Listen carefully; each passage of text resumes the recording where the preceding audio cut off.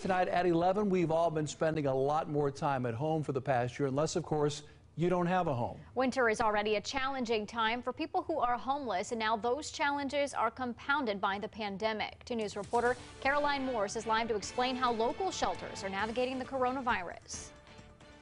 St. Vincent de Paul's executive director Michael Vandenberg says right now they are seeing the lowest number of residents in the last few years, and that could be because people fear they'll contract the virus in a congregate setting. Anyone can relate to how scary it would be if you didn't have a home to retreat to. The coronavirus pandemic has encouraged millions of Americans to stay inside their homes in fear of contracting the virus.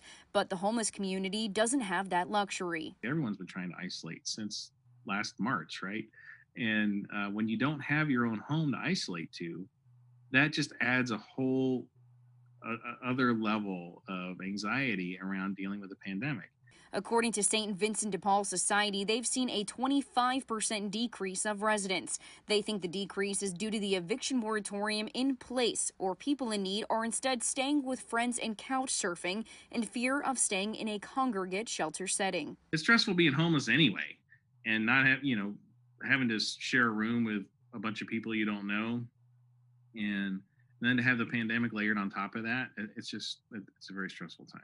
In the last year, St. Vincent has only had 11 positive cases out of 3,000 residents and operating at only 1/3 capacity. They're giving the homeless community a fighting chance against the pandemic. I think it's only natural that we would prioritize folks who don't have their own home to give them some other sense of relative safety in the pandemic.